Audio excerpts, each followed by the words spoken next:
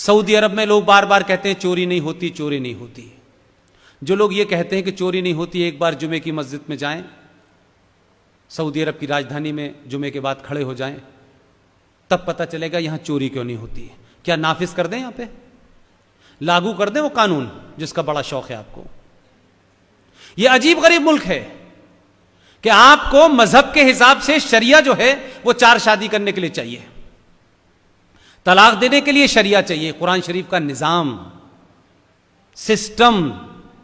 हम कह रहे हैं आधी अधूरी शरिया क्यों ले रहे हो, पूरी लो। तो आधी शरिया चाहिए सिविल मैटर में, और क्रिमिनल में भारत की आईपीसी चाहिए। हम कह रहे हैं पूरी से शरिया ले लो और तय करो कि अगर आप कत्ल करोगे हिंदू का तो आपकी गर्दन काट दी जाएगी, और हिंदू आपका कत्ल करेगा तो उस पर आईपीसी से मुकदमा चलेगा। चाहिए? चाहिए? रेफरेंडम करा लो। और अगर नहीं चाहिए तो इस देश की सरकारों को मत डराओ कि हमारे मजहब में यह लिखा है, हमारी शरिया में यह लिखा है, हमारे यहां तलाक ऐसे दिया जाता है, वैसे दिया जाता है। कुछ नहीं दिया जाता। मानो तो पूरा मानो। यह कैसे होगा कि प्रॉफिट मोहम्मद साहब को मानेंगे जब फायदा होगा, जब नहीं मानेंगे जब फायदा नहीं होगा। हज की सब्सिडी लेंगे जो इस्लाम के अंदर नाजायज है, जो मुसलमान होने के लिए जो 5 फंडामेंटल हैं उसमें हज भी है, और उसमें साफ साफ लिखा हुआ है जो काम बुढ़ापे में ये लोग नहीं पढ़ पाए वो बचपन में मौलवी साहब ने मुझे पढ़ा दिया था। उसमें साफ लिखा हुआ है किसी दूसरे के पैसे से नहीं, किसी इंटरेस्ट के पैसे से नहीं, किसी नाजायज कमाई से नहीं, अपनी कमाई किए हुए पैसे से आप हज करने जाएंगे तभी वो जायज है। आप मुझे बताइए, आप हिंदुओं के पैसे से हज करने जा रहे थे, आपको फल तो मिलने वाला नहीं था। काफिरों के पैसे से आप हज कर रहे थे, चाहते थे कि अल्लाह आपकी मुराद पूरी कर दे, तो मुराद तो पूरी नहीं हो रही, इसीलिए पूरी दुनिया में जलीलो ख्वार हो रहे हो तुम, क्योंकि तुम इस्लाम को मान ही नहीं रहे हो।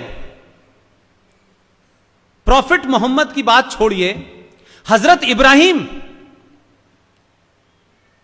इब्राहिम को ख्वाब में आया कि अल्लाह ने उनसे कहा कि सबसे नजदीकी चीज मुझे तुम्हारी चाहिए। हजरत इब्राहिम ने कहा अपनी बेगम साहिबा से कि मुझे ख्वाब में अल्लाह बार बार ये कहते हैं कि सबसे नजदीकी चीज मुझे चाहिए। तो उनकी बेगम साहिबा ने कहा कि हम तो बहुत गरीब लोग हैं, हमारे पास तो बेटा है, बेटा इस्माइल है, यही हमारे सबसे नजदीक है, ये दे दीजिए।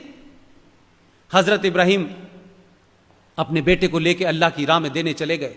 बेटे ने रास्ते में पूछा कि कहां ले जा रहे हैं अब्बा, तो उन्होंने कहा कि ऐसे ऐसे अल्लाह ने कहा है कि सबसे नजदीकी चीज मांगी है, मेरे पास तुम्हारे अलावा सबसे नजदीकी कोई चीज ही नहीं है।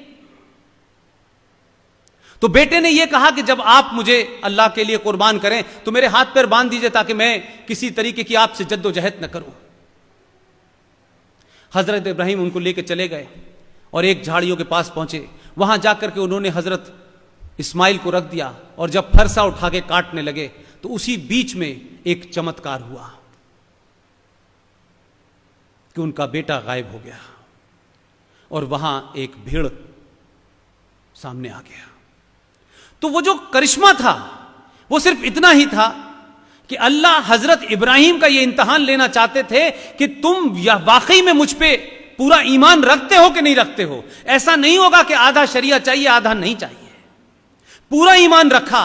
हजरत इब्राहिम का इतना जबरदस्त अल्लाह के ऊपर ईमान था कि उन्होंने अपनी सबसे नजदीकी चीज को जब कुर्बान किया तो अल्लाह ने अपने करिश्मे से उनके बेटे को हटा करके वहां भीड़ पैदा कर दी, और उसी के बाद से ईद मनने लगी। लेकिन मुनाफकत और मक्कारी देखिए, अल्लाह ने कहा सबसे प्यारी चीज, और कहते हैं कि अल्लाह पे हमारा मुकम्मल यकीन है। नमाज पढ़ने से अल्लाह से यकीन नहीं होता। सड़क पे नमाज पढ़ोगे, ये बताओगे, डेमोन्स्ट्रेट करके ताकत दिखाओगे कि हम इस मुल्क के अंदर सड़क रोक सकते हैं, उससे तुमको अल्लाह मेहरबान होने वाला नहीं है। और झूठ और मक्कारी क्या है कि ईद से एक दिन पहले बाजार से 5,000 रुपए का बकरा लाए, काटा और खुद ही खा गए, और कहा कि हमने अल्लाह की ख्वाहिश पूरी की है। अल्लाह ने तो बेटा मांगा था, पूरा यकीन है तो दो। अगर यकीन है अल्लाह के ऊपर और तुम कहते हो हमारा मुकम्मल है, तो दो अपने बेटे को। वो अल्लाह अगर तुम्हारे ऊपर यकीन रखता है तो उसको भी बदल देगा हजरत इब्राहिम की तरह। लेकिन नहीं, ये बेवकूफ बनाने की दुकान चला रखी है, पूरी दुनिया में चल रही है। लिहाजा जो अच्छा है वो हम मानेंगे, जो हमें लग रहा है। इसलिए भारत, पाकिस्तान, बांग्लादेश से लेकर के पूरी दुनिया में जिस इस्लाम को आप देख रहे हैं वो इस्लाम नहीं है। इस्लाम के नाम पर पावर कैप्चर करने के लिए एक आइडियोलॉजी की तरह इस्लाम इस्तेमाल हो रहा है। डराओ धमकाओ, डर गए तो ठीक है, नहीं डर गए तो लड़ो।